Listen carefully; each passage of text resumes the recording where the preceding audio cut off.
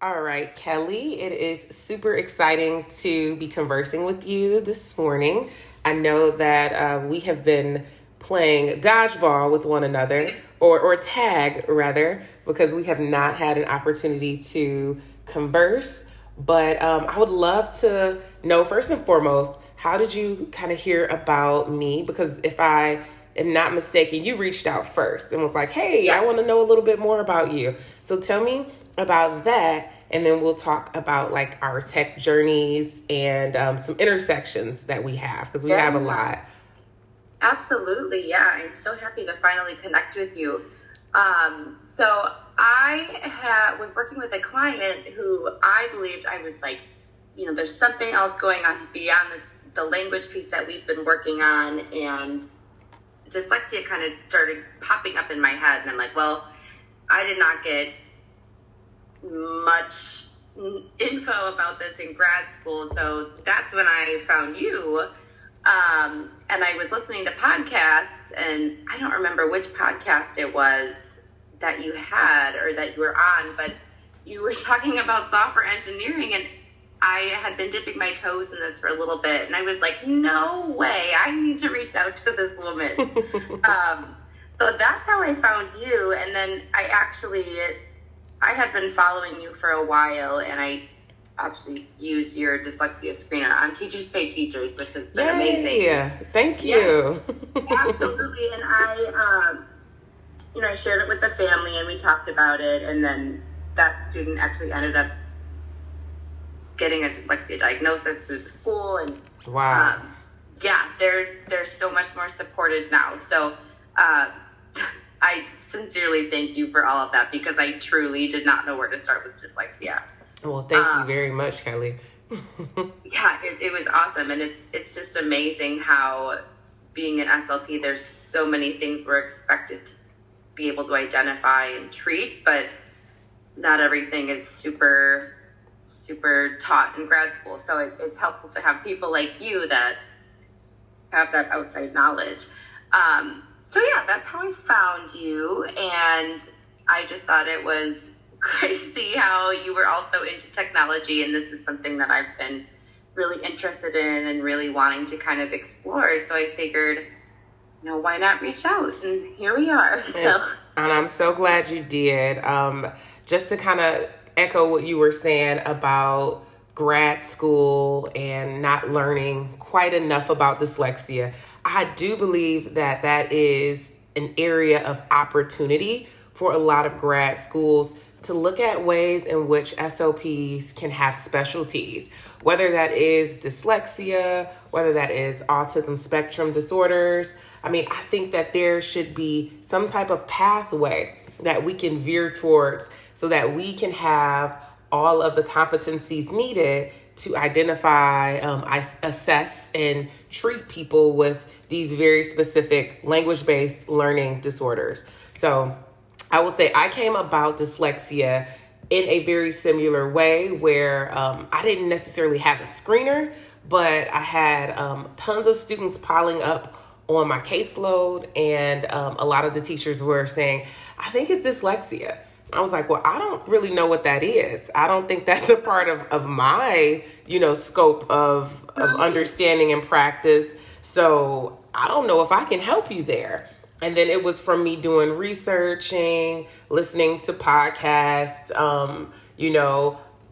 reading books, and just learning a vast amount about dyslexia that I actually took some steps as far as getting certifications and things like that. So it came from a need from both of us, obviously. We saw the need, and we decided to tackle that. So kudos to us, Kellie. Yeah, absolutely. Yeah, and I think so much of the information out there that I saw, besides from you, was not from SLPs. Mm-hmm. I felt like I was reaching out to a lot of reading specialists, which were so helpful for me. But it was really cool to see, like, from what I learned from you, like, where the SLP fits in this, and that's something that I didn't really know. So that's a great learning opportunity, and I'm so thankful for it. I haven't had anybody since that client, but now I'm prepared. Yeah, or at least you kind of know the steps to take, like, okay, so we suspect this is the first thing we need to do. And then this is the second thing we need to do. So at least having that knowledge base is helpful and it will take you a long way. So you mentioned about your interest in software engineering and, or, software development and kind of just technology overall. So tell me about your particular interest in that space and how you feel like it may intersect with your work as a speech language pathologist. Absolutely. And I am so excited to hear about your journey too in this, because I think it's more common with SLPs than I really thought. So I graduated 3 years ago, so I'm kind of fresh in the field still, but I'm realizing that AAC is kind of my jam. So I'm really into working with any sort of technology with the kids, and then I've always just liked technology in general, but I do birth to 3, so that's where I'm at right now, and I'm really interested in getting AAC, mostly high tech, robust systems in the birth to 3 world. And I'm also hitting a point where I'm realizing, okay, maybe speech therapy is not what I want to do. That's a pivotal point. And then we're here and I'm like, okay, I have this master's degree, but nobody tells me what else I can do with it besides being a speech therapist. So I started going into, okay, how can I, kind of like capitalize on my strengths and what I'm interested in within the field. So I started looking into more of the AAC piece. I reached out to some people from Saltillo and PRC and connected with them and kind of just learned about some of the roles that they had in the company. And I talked to a few, like a software engineer, a product owner, and realized, like, holy buckets, this is so cool. And then I kind of started from there. So I tried doing a coding boot camp, which I ended up withdrawing from with the nature of being a full-time SLP and not being great at my time management. They are intense, okay? Oh, they are so intense. Holy. I'm curious to know if you did one too, and just your journey too. Yeah. I'm definitely going to tell you. Don't worry. I'm coming back to that. So then I just kept, teaching myself how to code, mostly like HTML, CSS, and JavaScript, so more front-end development type things. And that kind of has shifted me now into user experience design, which I'm doing a certificate through Google right now. Love that for you. Yeah, and I really I think there's so much overlap with speech and technology and, developing than I thought. There's so much problem solving, especially with UX design, the accessibility component and the empathy component. I'm really, really into that. And I'm like, wow, this is a way to use the skill set that I have for this career and channel it into something completely different, but also has so many overlapping pieces. So I'm kind of in between that right now, and I'm still doing birth to 3 and seeing some private kids, but I'm working on that certificate and hoping to kind of, go more into that realm. Okay. So first things first, I will say, I know that this is an awkward space where you're kind of working on this and working on that, but don't be discouraged. Continue to work on the two, because as your life unfolds, you will certainly see how they are both assets to you, and they can both be very beneficial as you build out who you want to be.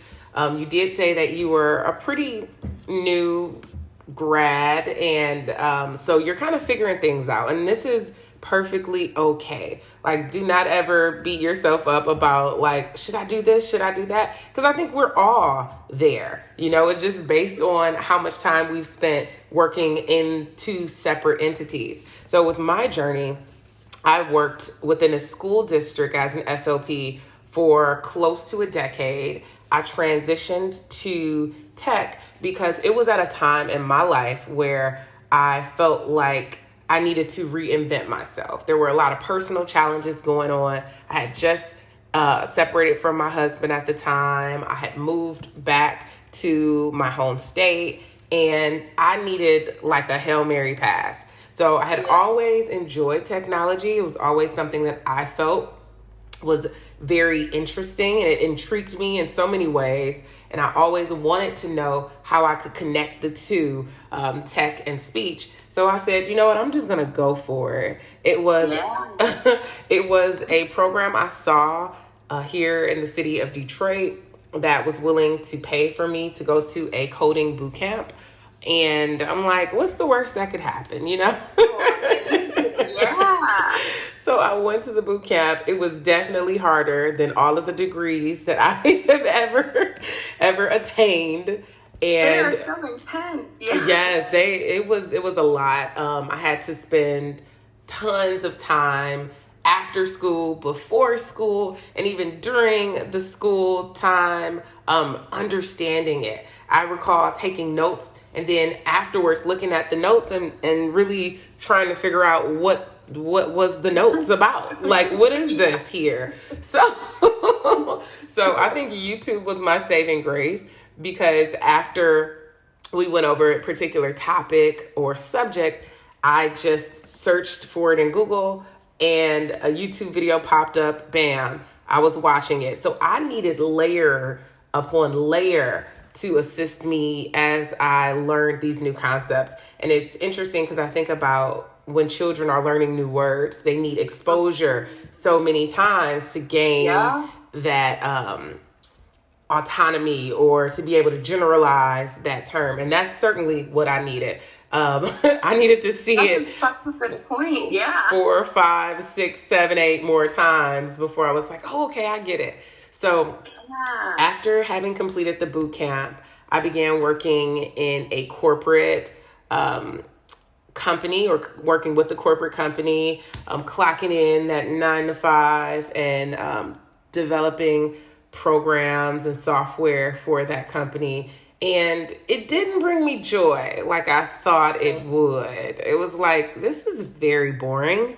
And and after having worked as an SLP, I was really used to very spontaneous sessions and allowing children to lead what we were doing for the day. So I was like, yeah, I don't love this type of rigidity. It just didn't fit into my personality. So I remember talking to a colleague and just expressing, my past endeavors.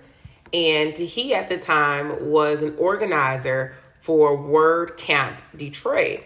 And he said, you know what? Hey, why don't you pitch a talk about, your work with people who have speech and language disorders and what that looks like, from a tech perspective. And he helped me to develop this pitch. And as a person who was organizing the event and having that second pair of eyes, he was able to get me on the stage to present about what programming could look like for someone who had dyslexia.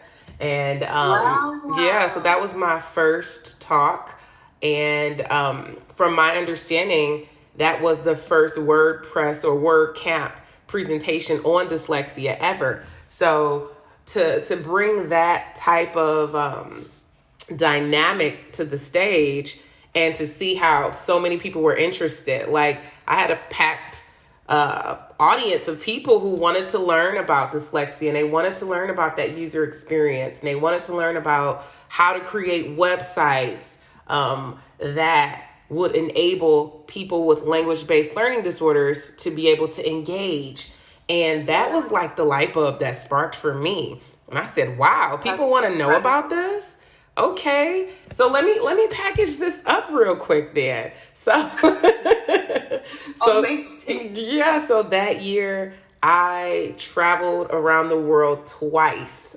And that's how many places I went. I went on a tour. I was everywhere from Dubai talking about programming while dyslexic to Israel to France. I mean, I was getting all of my miles that year. And it helped me to see that people want to learn more about how individuals with disabilities can benefit from being online and how they can make their interfaces more accessible.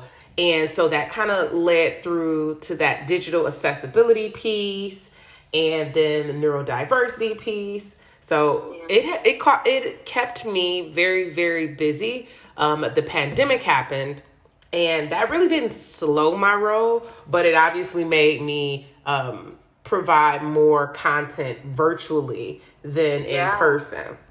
So that's my tech story. Currently, I am working with nonprofits and technology organizations and helping them to create better website experiences, better online experiences for people with disabilities. So that's just a little tidbit from me, Kellie. That is incredible. I have this like burning excitement and I'm like, wow, that's so cool. Excited to me right now.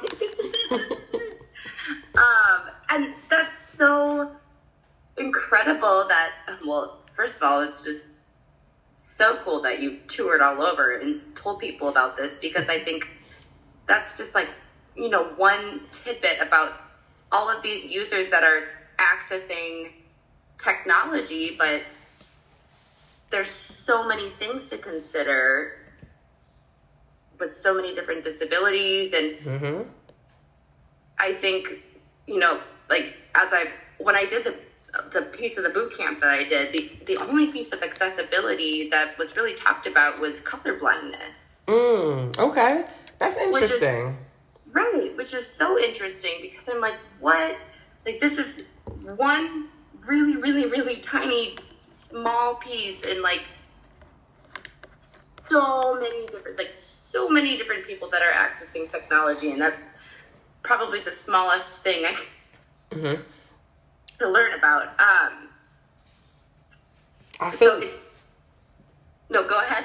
No, I was going to say, speaking of boot camps, I feel like a lot of boot camps need to create more accessible content, because as you stated, working a full-time job and completing a coding boot camp was just something you couldn't do at the time. And I do find that a lot of the coding boot camps are very similar in the way in which they are structured. And they don't take into account people who may have families. They don't take into account people who have full-time jobs. They don't take into account people who have learning disabilities. So that's something I would actually like to see being done, where boot camps are created in a manner in which they provide essential competence for all people, regardless of their permanent or situational experience. I would certainly like to see that. Yeah, absolutely. And I think something I went through with this boot camp too was it was so much reading and not a ton of videos. So just like YouTube was pretty much what taught me what I know, because I can't just read something, soak it in, and that's it. There's so many different learning styles, and I think having all of those pieces in a boot camp too would be helpful, instead of just like typing out the information here. That's it. Practice this problem. We need so many different tools because it's such new information. And just the same way in which we work with dyslexic children and we provide them multisensory interventions, I think the boot camps can have those multisensory components for adults. Yeah, absolutely.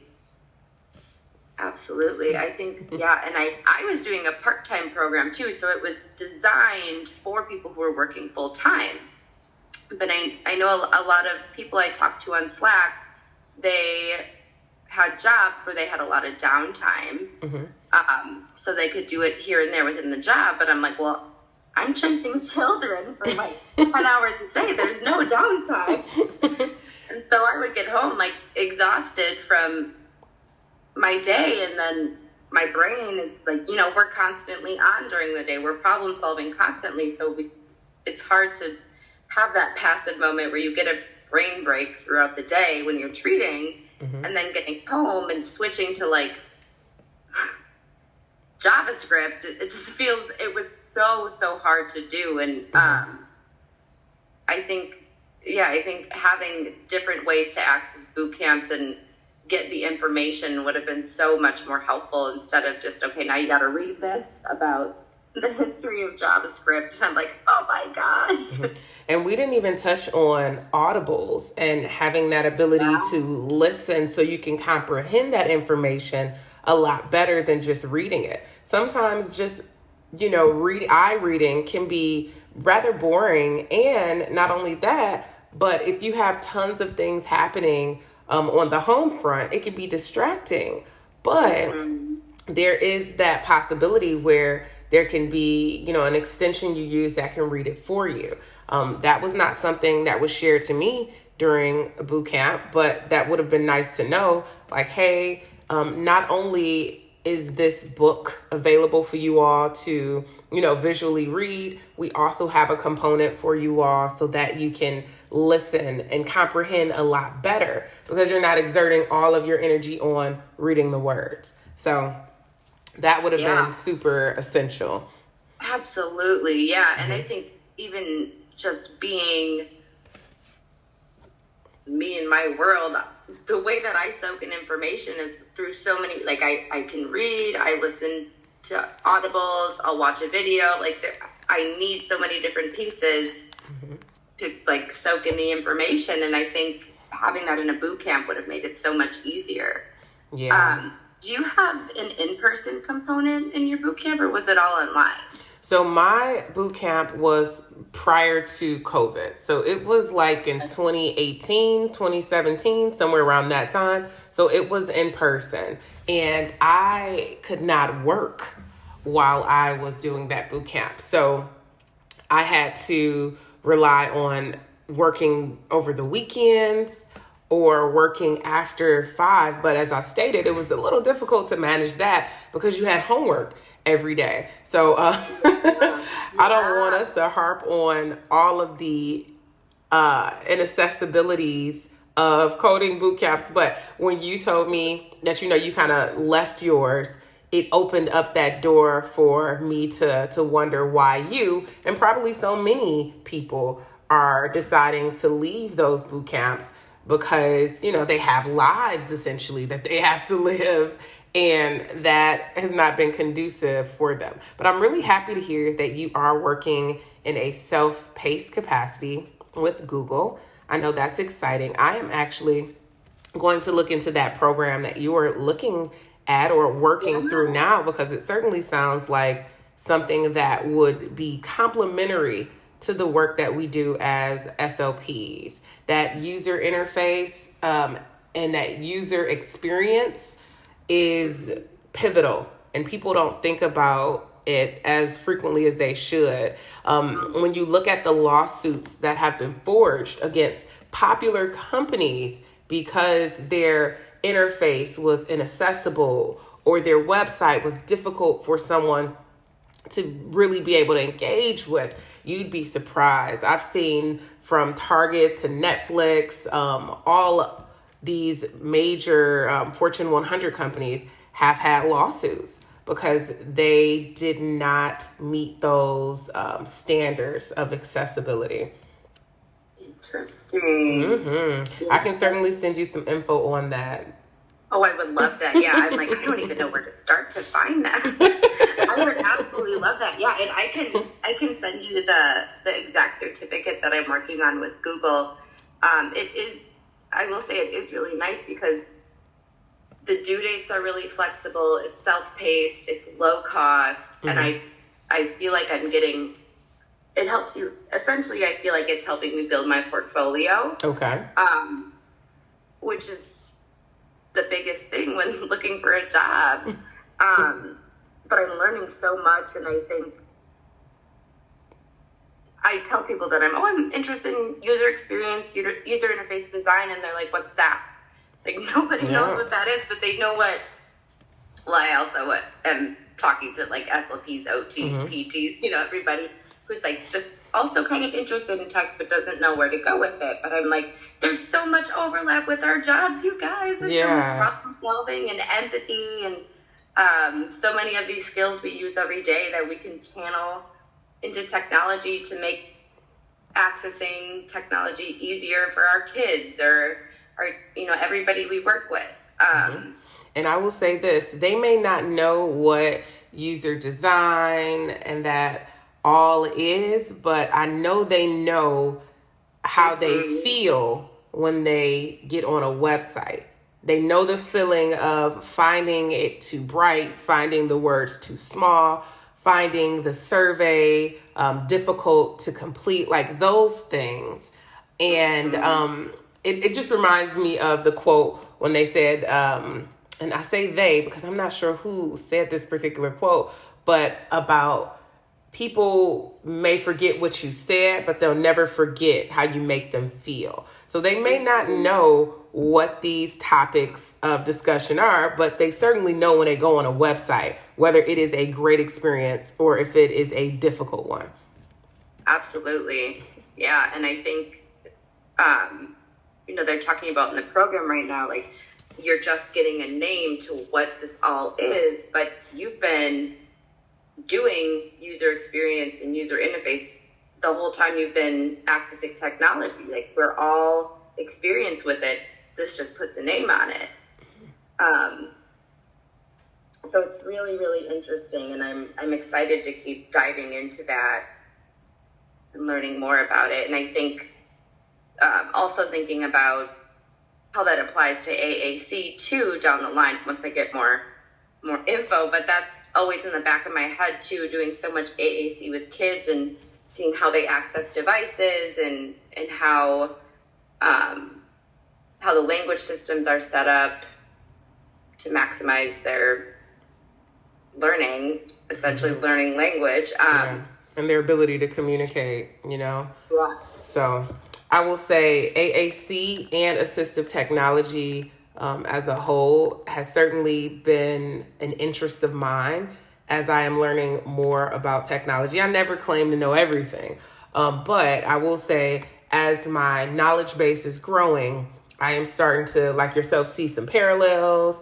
I'm starting to see how beneficial it is to have an SLP with a tech background or an interest to assist you, as you are building out teams, to work with families. There are so many ways in which our work with speech and language can influence and impact the work with technology, because essentially technology is something that is going to be a part of every single field at some point, every single field, regardless if you are a shoe shiner or if you are a hair braider, technology is going to impact your work, hands down. Absolutely. So I know, it's not going anywhere. Yeah, and it's not. So I know you have a busy morning, but I want to definitely tell you thank you for chatting it up with me. And I know that we have to have more chats because obviously we have just so much in common that we need to extend this. So awesome. Yeah, and I'm so excited about your journey and hearing about your adventures in life. So yes, absolutely. I would love to continue this conversation and see where your life takes you and where my life takes me. And I think everything you're saying is so relatable and so validating for me as I feel so isolated, like moving into this. So it's really, really cool to connect with somebody who's kind of felt the same things going Absolutely. into technology and seeing all the parallels that have been happening with it. What I was going to say is that you have my info, and I am not going to be a stranger. And I'm so serious about us having some deeper dialogues. And in any way that you feel I can assist you, let me know, because we don't know what we don't know. And not only that, but now you have me as your person in your toolkit. Appreciate you so much. So tap in when you need to, or just because when it's starting to feel isolating, or if you have ideas and thoughts, I am here for you. I know my schedule is going to be a little busy for the next 60 days, but once everything calms down, definitely feel free to reach out at any point, and we'll talk. And I'll make it my business as well. I'll put a little note in my calendar to check in with you to see how your certifications are going. We have to be here for one another. Like, if we aren't, who will? Nobody understands this journey and the nuances that are present quite like us. So I'm here for you in any capacity. Thank you. And I am here for you as well. And I'm so thankful that you're using this as an opportunity too, to kind of like bring more people in that are curious about technology, that are also stumbling upon this in some way or another, whether they're SLPs or they work in the schools or in any capacity. So I think you're doing such awesome work, and I'm so excited to be in your world now. You are in my orbit now, Kellie. How do you feel about that? I'm so excited.